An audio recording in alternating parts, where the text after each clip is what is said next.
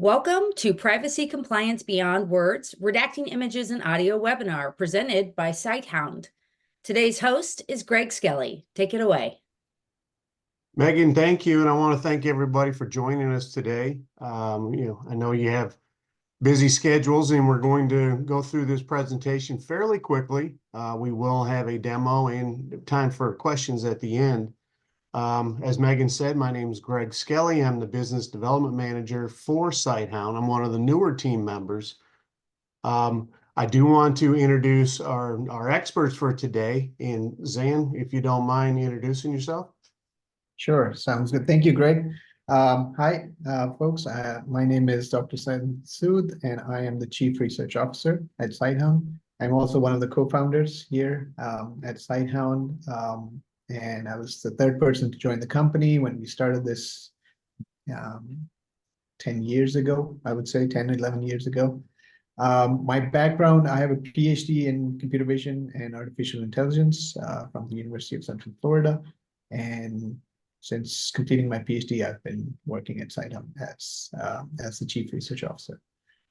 Responsibilities for myself include leading the research team. We're building all this technology and underlying technology that helps customers achieve some computer vision solutions. Just a bit of background before we go to through the slides. A bit of background on Sighthound. So we came up with this idea of making a computer vision platform that is easy to use, so people who want to have computer vision integrated within their applications or products are able to just use this platform and build vertical applications on top of that.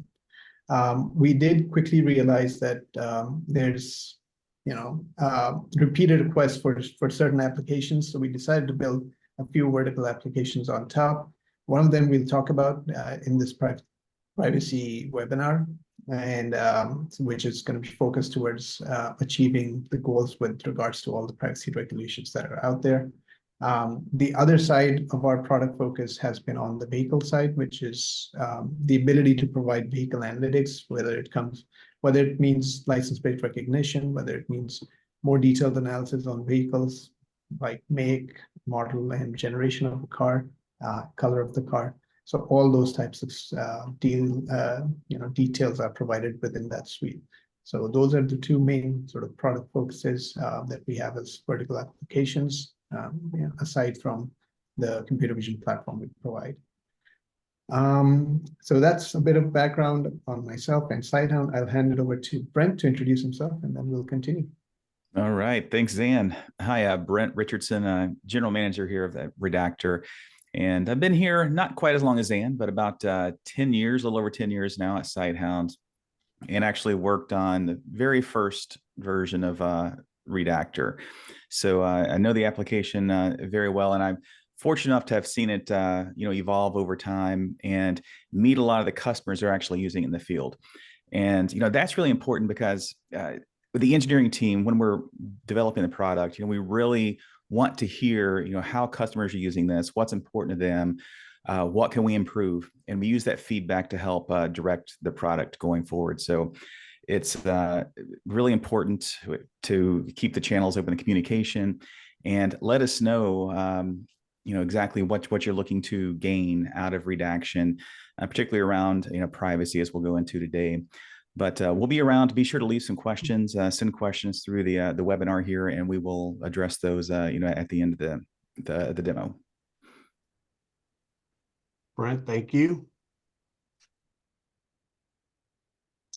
The session today is designed around, we want to introduce you to the Redactor software and how it can help. We also understand that, the failure to manage the data privacy can be, the compliance of it, can be tricky. It can also be costly.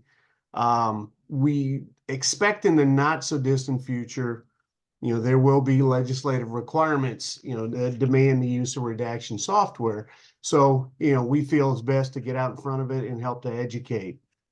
To make sure that we're all on the same page, we will be talking about the management of the data privacy as opposed to the data security. The data privacy is your personally identifying information, PII, trade secrets, and internal processes.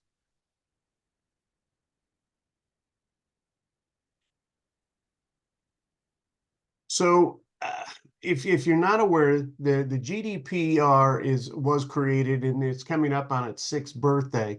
This was a consolidation of privacy laws, throughout the EU. 28 members of the EU, came together and said, we need to address, the concerns around the privacy and confidentiality of the data. And go ahead, Zain. And, while the GDPR is not a, law of the land worldwide, we are seeing it expand and, stretch into many other countries. As we can see from this slide, while it's in different iterations, again, still always around the same idea of, protecting the confidentiality and of the individual's data.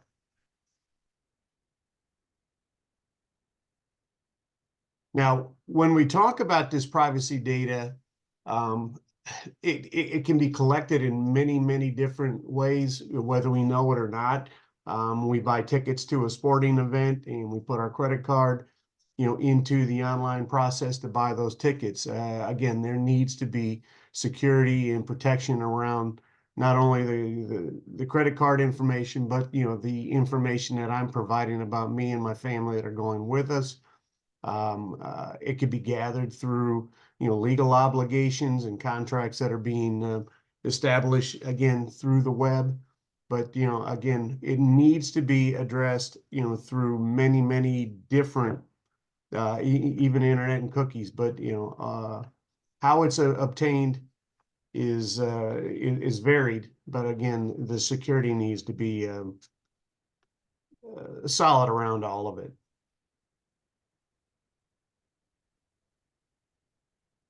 So, and again, this is not the monster under the bed, but there are consequences to non-compliance. This is all readily available with internet lookups.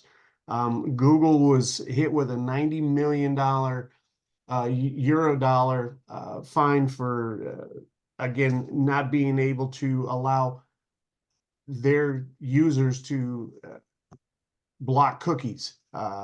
Ireland hit I believe it was Instagram with $1.5 billion fine for, again, the transferring of data from the UK to the US, and they felt like it wasn't in a secure environment in that transport. So again, it is something that, almost requires that you stop and take a look at, because as we start to reach into international waters with our business, we need to make sure that we are protecting ourselves.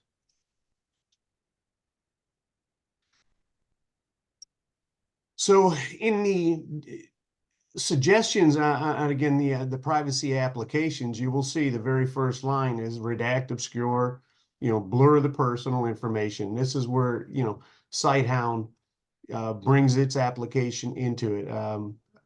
There are many other facets that need to be addressed, but again, it is the Sighthound Redaction product that we'll be talking about today. And Zain, I'm going to turn this over to you for a quick demo. All right, thank you, Greg. So before we go to the demo, I'll just talk about some of the things that Greg mentioned regarding privacy and regulation, and what the consequences could be if we don't follow. So one of the questions that comes up is, we've got a lot of sort of data, a plethora of data getting collected from cameras around the world these days. Is all of that sort of subject to the same privacy regulations? So the simple answer is yes. The reason being that there's personal information being collected from these cameras that needs to be regulated and needs to be redacted before it can be sort of released in the public. So whether it's public places like airports or train stations, or public events where pictures are taken, where personal information is gathered with regards to your face, So that needs to be redacted.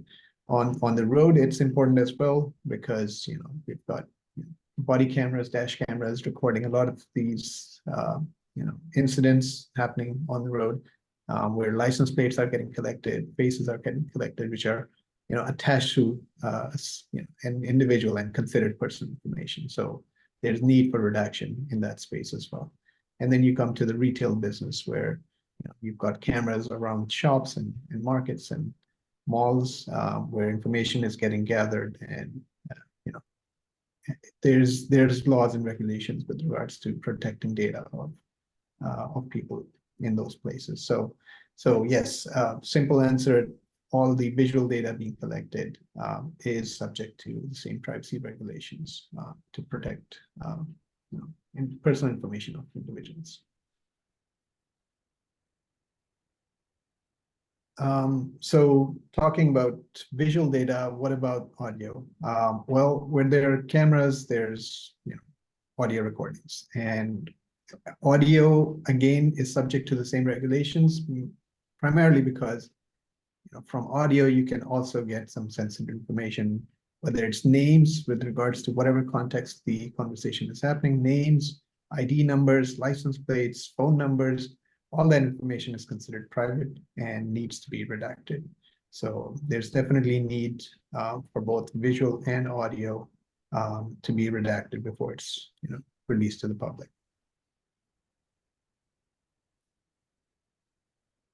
So as Brent mentioned, this is where we saw the space where we could provide a product that can address these privacy concerns when it comes to video and audio data being recorded around the world.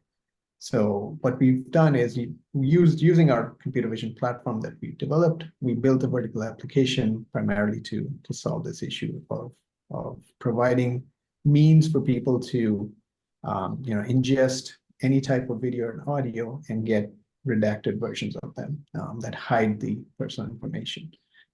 And we call that tool Redactor. And what we've tried to do and focused on is automation, where we try and find all the personal identifiable objects that are the most important ones. So be it faces, be it license plates in those videos, we can automatically find them and track them throughout the videos. So that you don't have to do it manually, which saves a lot of time.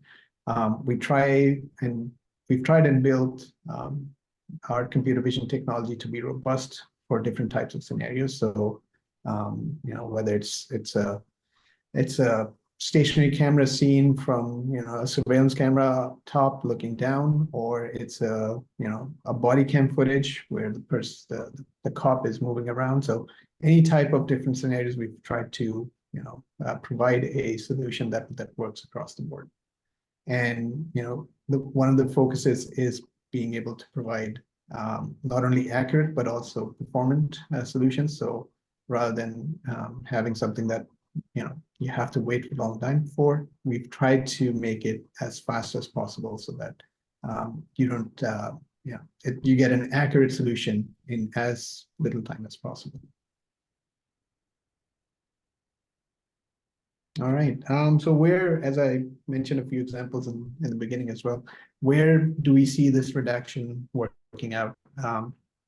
You've got the public safety where there's regulations of law enforcement officials needing to wear body-worn cameras, they need to have dash cameras recording a lot of data. So there's plenty of data getting reported, and there's a lot of need for those videos to get redacted to hide the personal information of people. You come to a public place like parks or airports or malls, you've got surveillance cameras recording a lot of these footages, and there's again personal information like your face visible in those scenarios where there's need to redact.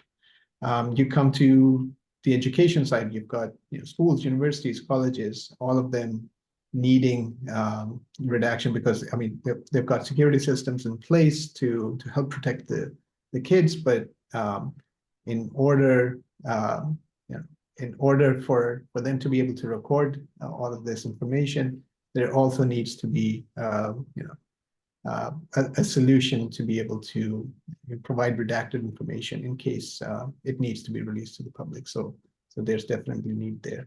And then healthcare, I mean, patient confidentiality is important.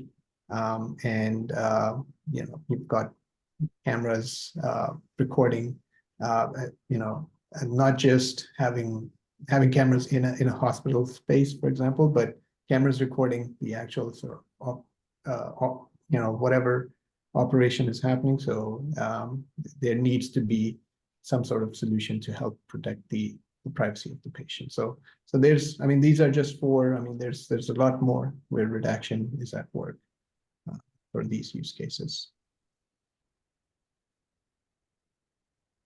All right. So we talked about Redactor and some of these highlights, as I mentioned, automation and accuracy and the speed of performance. But it's also important that it's the product that we provide is easy to use. So one of the things we've made sure is that it's super easy to install and get started. So that's one of the big features of Redactor.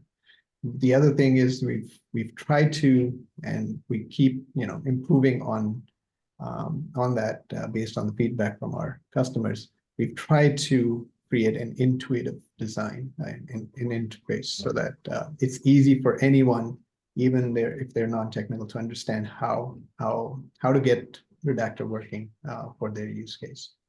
And we're quite flexible with regards to providing different types of variations and flavors of redaction. And one of the flavors is we are API integration ready. So if you need to be able to provide redaction within your capabilities, within your products, we have API integration ready. So you can use that as well.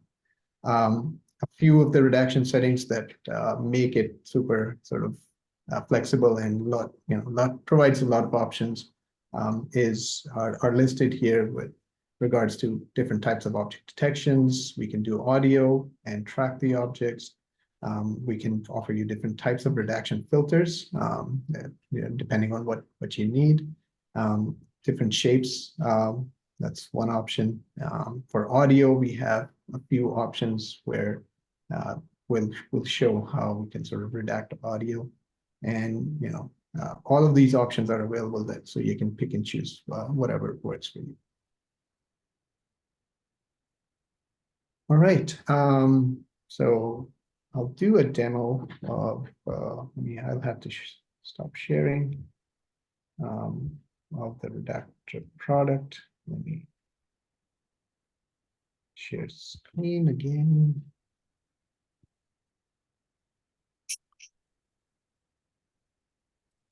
All right, can everyone see this? Yes. Okay, thank you. All right, so this is sort of the interface of our Redactor product. This is a client server version. So we've got a server running and I'm using it as a client. So I've logged in and this is my URL for, it depends on how you want to set it up. Well, we can go in those details later. But so this is the main interface. What you see here is that on the left, there's an add media button. So you can add images and videos that need to be redacted. There's other settings available here if you want to go through different types of themes, different languages that you can set. So all that is available here. So once you add the media in, it's going to show up here. And what I'll do is I'll go through one of the videos and redact that and show you how it works. So once we click, let's say this video, let me go to the start. So this is the video. This is the editor screen that allows you to do the redaction for the specific video. Over here at the top, you have a few options, auto detect and render and export. So I'll go in both of them right now. So if I click the auto detect button, it shows me the different options I have for finding objects. So these are the objects that we can find automatically for you within that video. So for this case, I'll click the face and license plates. And I've I'm going to use the standard video option for this one. It's not a heavy moving camera like a body cam, so I'm just going to go with the standard option. And once I click submit, it's going to start processing in the background, trying to find all those objects, track them, and then present to me what the results are. So now it's doing its processing in the background. And once it completes, I'm going to see the results with bounding boxes and to show you what it thinks is personal information like license plates and faces and what it's going to be redacting. So if I play the video, let me mute. You can see that it's tracking this license plate. It's found this face, started tracking that. Again, found another license plate, and yeah, so we can see that all the information, assuming all of this gets redacted at the end, will be hidden. So there's nothing that's going to be left. So that's the automatic version. So this way you can find faces and license plate automatically. So there could be categories other than what we can detect automatically that you still need to redact. Let's say, street signs, so that you can hide the location. You can have maybe an ID card showing up in the screen that you need to get redacted. So in order to do that, since that's not part of the automatic detection capability, we do provide manual detection where you can select the object within the screen, and what we can do is we can track that object throughout the video and make sure that it's hidden when we finally export the video. So for this purpose, I'll just select this fire extinguisher as one of the objects. I'll select this sort of bottom tag on the car as another one. And once I'm ready, I can just click automatically track, and it's going to start tracking both of those objects. So let me play the video. As you can see, it's going to start tracking those two objects in the video. All right. Another feature to note is there's the ability to hide, at times there in some of these videos and surveillance videos, there's information on location or timestamp that needs to be hidden, and it's always in one location of the video. So for that, we do provide an option. Let's say I select the top left corner where there's some information visible, and it always remains in the top left corner, even when the camera moves. We do have the ability to, select a static box. That way, that box will always be here when it comes to when we export the video after redaction. So if you can see, it tracks the box. It's just going to be in the same location, and it's not anything that's behind that box will get redacted. All right, so I think those are. Let's say we're ready to export and redact the video. All we have to do is click the render and export button. Over here, you have different options of how you want to export the video. Mosaic is the one that we recommend. It's sort of a stained glass type of redaction. For this video, I'll just select the rectangular box. You can do ellipsis as well. Audio we'll do later, and then we're going to export the whole video. And over here, you have the option of selecting the intensity of redaction. Once I click submit, it's going to go back, render the video now. Now that we're happy with the results, and let me just preview it. So you can see that all those objects that we selected are hidden and are being redacted. So, and over here as well, as we talked about the fire extinguisher, the small tag on the car, the static box that we put in at the top left, those are all redacted. Okay. So once I'm done with the video, I can just close video, go back to the original screen, just to show you some of the results that we've done in the past. I mean, I'm not going to run this video live. We've already processed it, but just wanted to show you what it looks like if you just do auto detection on faces, for example, and I'll play the exported video.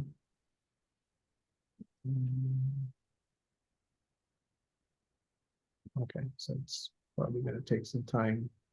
But yeah, the goal was to be able to find all the faces within a complex scene like this one. This is maybe Comic-Con or some other public event where there's lots of people gathered, and to show you how well the auto detection works when it comes to finding all the faces and being able to redact them. So the main purpose is to show for these types of videos, there's going to be a lot of manual work if you do it by hand. So this redactor product makes it much, much simpler. So here you can see all the faces are getting found and redacted. There's no manual intervention here. This is completely automated, and you can hardly see a face visible. So that's the power of Redactor, where if you had to do this by hand, it would be quite a lot of work. Okay. All right. Lastly, let me just walk you through some of the audio stuff that we have here. So, for example, this was one of the videos from a news outlet that we have. There's audio in here. Orlando is booming. So what we'll try and do, and what I'll try and show, is how we can use the audio redaction for this video. So if you look at the bottom screen, there's an audio button that basically shows the waveform of the audio being spoken throughout the video. And you've also got a speech button. So what this speech button does, it basically transcribes the video and so that it makes it easier for us to see what's being said in the video and to find specific types of words that we want to redact. So just as an example, let's say I want to find all instances where we hear the word airport and redact them. So I can click that within the transcription, and it shows me all the instances where airport is being said. Let's say I want to redact that instance, I can right click and redact airport. So let me actually play it so that I can show you where it's happening. So if I click the airport instance, it'll take me instantly to the place where it's being spoken. Airport, so that Another example here. airports. So what we want is, let's say we want to redact airport. We say, let's redact all instances of airport. As soon as I do that, you'll see on the waveform in the audio, all those turning blue wherever airport is spoken. And if I play it again, Sunrail getting it to the, so you can see that airport was not, you couldn't hear airport. And so yeah, that's sort of the power of Redactor, where you can, find the specific audio or, the word that you want to be redacting, whether it's names or ID numbers. You can go through the video yourself and being able to select the audio from the waveform, or you can use the speech transcription to be able to find specific words and quickly redact them. And once you're ready, the same thing. We just click the redact, render, and export. Here, there's, as I mentioned, a few options that you can use. You can have a beep instead of the word being spoken. You can just be silent, as we saw in the video, or you can scramble. This is sort of an attempt at anonymizing the speaker, so that you can hear the word. Let's say, for example, airport, you can hear it, but you wouldn't be able to recognize who's saying that. So that's those are the three options we have. Once you're ready, click submit, and you should be able to get the rendered video out of this. I'm not going to run it for time's sake, but yeah, that's going to be the output. So that's Redactor in sort of a quick demo. We're obviously happy to go in more detail individually with every one of you folks. But yeah, this is sort of the high-level overview of what Redactor can do. Let me stop sharing and go back to the slide deck.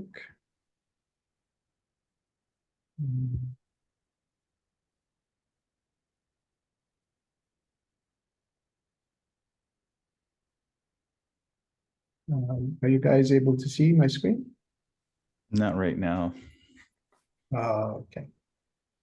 There we go. I've got demo. Okay. You're seeing it? Work smarter, not harder. Okay. Thank you, Brent. Right, let me go back. So forward. Okay. All right. So what have we talked about? With regards to Sighthound Redactor, why it's different. I mean, there's other redaction solutions out there. So this is sort of the what we want to highlight is that we are a team of experts. As I mentioned, I'm the chief research officer here. So I lead a team of computer vision experts, whether it's PhD or masters in computer vision. And we're looking and constantly looking for newer research and trying to improve our current technology. So that's definitely a differentiating factor for us. The rapid precision at how we develop these AI models, as well as work with the engineering team to figure out how we can sort of make them as performant as possible, so that the technology that people use is usable with regards to the time it takes to be able to perform some of these tasks. So that's a significant factor. Custom fit. So we try and, as I mentioned, we've developed our models to be robust across different scenarios, whether it's moving cameras, stationary cameras, indoor, outdoor, any type of scenario. We are looking to make our models robust, and as well as making them robust, we try and provide specific profiles that help achieve the purpose that people are looking for within their use cases. So that's definitely one of the factors. With regards to customer support, we go to the extreme. We try and go over and beyond to help the customers. As Brent mentioned in the beginning, we try and take feedback and incorporate that within our products from our customers. So we are obsessive about customer support, and we do want to do as much as possible to help the customers. And finally, personalized solutions. It basically means we're flexible and adaptable in offering specially curated solutions to address the customer's budget needs, or restrictions, whatever they have. All right, moving on. Okay, so to summarize,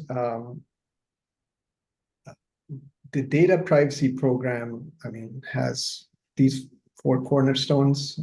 As you can see, we've talked about the technology part, and in the sense that Redactor is a solution that you can use to help get one of those cornerstones done. But just to highlight some of the other key points, you need to have a good policy around whatever organization you have with regards to how you're going to be following those regulations from a privacy perspective. So policy is an important factor in determining how an organization wants to proceed and make sure that it's following the rules.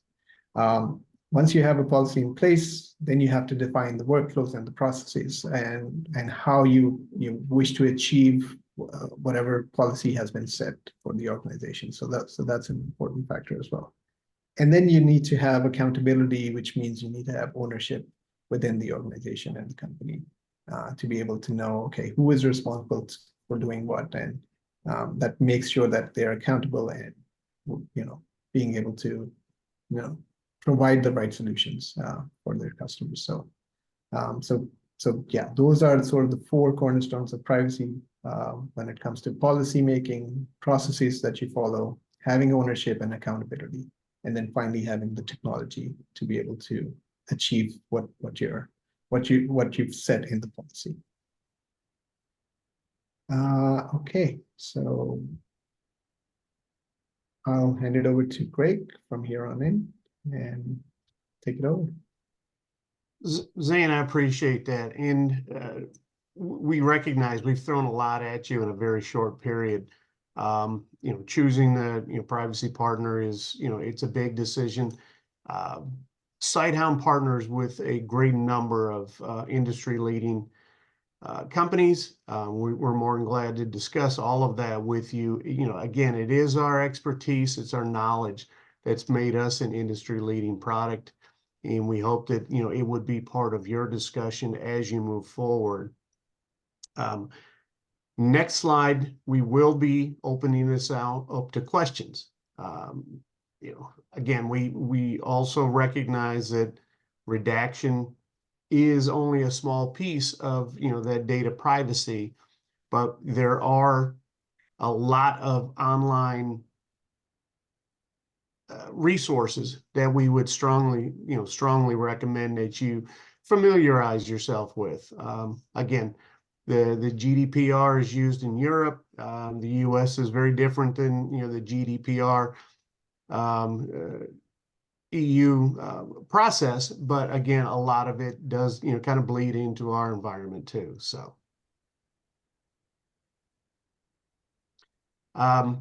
as a resource, we'd also ask, go to redactor.com. We have a great deal of information. We do have blogs on there. We do allow for a free trial. The website, can, provide a lot of information. And, again, as I said, the redaction part, while it is just a small piece, is, the first and probably the primary spot to, start to, again, put the protections around the personal data. So with that, Megan, I think you're still with us. Is there any questions that we need to address?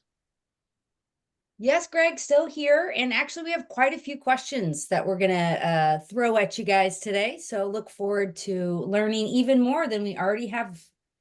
So let's just start here. How does Redactor handle different languages? What does that mean for the audio redaction?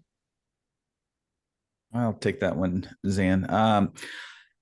So we support, I think it's 8 or 9 different languages as far as speech detection and transcription goes. And each of those languages are trained across different dialects. Here in the US, a Southern accent from Tennessee might be different than, a New York accent. So I know a lot of the training data tries to have enough information from a lot of different speakers to, learn what words are said. None of this is perfect. Computer vision or audio transcripts, it's not ever going to be perfect. So, it will do its best to determine what they're saying, regardless of their accent. I can tell you, our team is working on a new version 2 as well of our transcription engine. So we hope to have that out in the coming months, and that'll offer a lot of nice improvements, with both accuracy as well as some new features that, we're really excited about. Sounds like we might be inviting people to another webinar here in the future to learn more about audio redaction. Thank you very much. Mm-hmm. We have got another question here. What level of technical expertise is required for users to use Redactor effectively? That's a great one. Since day one, our focus has been on ease of use. We don't want to overwhelm users with lots of options, lots of different controls and buttons in the user interface. So as you saw with Zain's demo, the interface is extremely clean. There are buttons to run automatically detect objects. If you need to redact something on the screen, you simply draw a box over it and hit the automatically track for me. So we've really designed the app to be very simple to use. We have resources online there's instructions on all the different features, how they work. But one of the things we take pride in is we can really set someone down in front of the application without giving them any input and say, go ahead and redact this video. I need to get all the faces and license plates. And, they're really able to do it.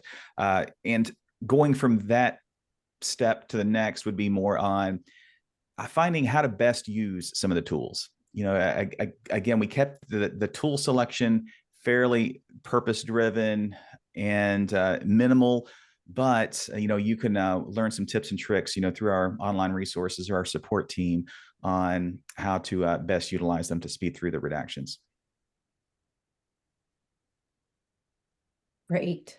And I think the demo today was really helpful to connect those dots. I think this one probably makes sense when we're talking about things that are easy. I hope that's your answer here, but can Sighthound Redactor be up and running in the same day? Oh yeah, absolutely. It's depending on how you're deploying this, we can provide you with an installer. If you have a Windows machine, whether it's a desktop or a server environment, just a simple double click to install next, during the installation steps, and you're up and running. We'll provide you with a serial number as well that you'll need to enter upon the first launch. But after that, it's you can immediately start putting videos into the system. Excellent. And how many users can use Redactor at the same time? Again, it depends on your environment. If you're choosing like a Windows desktop version, which is just like a normal application you open on Windows, that's going to run on every individual machine. So in that case, you would have a version of Redactor installed on each machine. But if you have more than say 2 users, we really recommend people go to our server model, Redactor server. And the big difference there is you install Redactor in one location, and the users connect into it through their web browsers. So much simpler to manage, and you don't need to worry about making sure everyone's computer is more recent CPUs, has GPUs. You can just make sure that one machine is good to support everyone. And to address how many can use it at the same time, it's really dependent upon the hardware. How many CPU cores are there. We highly recommend people have an NVIDIA GPU installed. We're able to leverage some acceleration with the computer vision, from Zain's team. So highly recommend GPU. And we have customers that are running, I think the largest one we've seen is maybe 8 or 9 concurrent users on, a decent sized server here. So, but let us know what your use case is, what type of videos you work with. Are they 4K? Are they 8K? 60 frames per second. So there's a lot of variables that go into sizing a server, but we have some great resources on our redactor.com or our documentation site at docs.redactor.com as well that talks about some recommendations on server and machine size. I think, Brent, that's really helpful. And I think that reminds us a little bit of how we started your intro today about wanting to listen to customers and understanding what their use cases are, and that there are multiple options, it sounds like, to find a Redactor solution that makes sense for them. Mm-hmm. Okay, I've got another question here. Is this a cloud-based service? Oh, that's a good one. Zain, I don't think we addressed that in the demo. No. So the demo that we went through with Zain, if you noticed, that was done through the web browser. So that is our client server version I was talking about just now. So that's installed in one location. In this case, we're running it on an AWS server that we have. And you can put that anywhere, and that's one big differentiator between, say, our solution and some others that might be on the market is we're not providing a cloud solution here. You can run it in the cloud, but it will be in your cloud. You remain in control of this. So whether you choose to install it on your cloud, whether it's AWS, Azure, Google, or, on premise, there's a lot of customers that have extremely sensitive data, very stringent requirements on keeping that, contained, geographically contained. So they choose to run this on one or more servers in their, data center, or even in their offices locally. So you can run it in the cloud. We don't offer a cloud-based solution. But you remain in control. It's really up to you to figure out where you want to run this. And that also helps with a lot of, again, some of the data privacy and control laws and regulations that are out right now. So it's yours. Yeah, we're not doing the cloud service. Great. I think this might be a good tie into here. Can I integrate Redactor with my existing VMS? So it's Redactor out of the box does not have any plugins with specific VMSs. And I don't know if you have any more context around integrate at what level, but I'll just talk to it here. It would be what we can do is, if you're able to export video from your VMS, you can take that file and put it into Redactor. So, as long as you can export a video that's matches one of our codecs, like H.264, what we support, you can load that video into Redactor. Now, we can take that a step further. If you're asking, can Redactor automatically load videos straight from the VMS? And again, out of the box, there's nothing specific we interface with, but your VMS may actually have some API that's available. So this gets back to let's listen to your use case. Let's find out what you're trying to accomplish and what you already have in place with VMSs. And we can help direct you on, see if they have an API, because if they have an API, there is a way to use an API to Redactor's API as well, to push videos into it and even get videos out of it. So let us know what it looks like, and we can see if, if it has the API, and it might make sense for you to use it that way. Thank you, Brent. Okay. I did get a little bit more information on that question. I'll be sure to capture that. We can reach out and learn more. I think maybe just time for one more question here, and it's a good one. How much automation does Redactor support? Does every video need someone to review it? Great question. Yeah, go ahead, Zain. Go ahead, Zain. I can take that one. So as I've mentioned, we are constantly upgrading and improving our capabilities. I look back maybe 5 years ago, that the technology that we used wasn't as accurate as the one that we have right now. So when it comes to automatically finding objects like faces and license plates, the technology is getting better and better every day. And we are, as experts in the field, know what's out there, know what the research is, and try and make sure that we incorporate that information within our product. So I would say I would not want to put a percentage on it. It really depends on the type of scene and the complexity of the scene as to how much automation would be useful, and or how much manual work would be needed once the automation is done. But I would say that it should be in the high 90% as far as automation is concerned. So you shouldn't need to do any work more than maybe 5%. So generally that's the case. Obviously there are special cases where it's a much harder video. So it really depends on the scenario, but in most cases that should be the case. And as we've mentioned, we're constantly looking for feedback from our customers. So if it's not working for a specific use case and you have to do a lot more manual work, we are here to listen and try and make sure that we learn from that and improve our products and provide you with better automation. Zain, I'm glad you jumped in there. I wasn't even thinking that side of things for automation. So let me do the other side, just in case it wasn't clear, if they're talking automation on how much, cleanup Absolutely. or how much it can be automatically detected versus maybe their workflow requires automation. Again, we have lots of customers, lots of different use cases. Some receive, hundreds or even thousands of videos come in a day that they need redacted before they might get stored, on like S3 or a different location. So, if you find yourself working with just volumes of video that you need to, do your, best effort to make sure you're protecting, say, faces and license plates in those videos, the Redactor API is a great way to do this. We could really figure out where it fits in your workflow. So maybe you have some incident that occurred that causes, 20 video clips to come in at any given moment.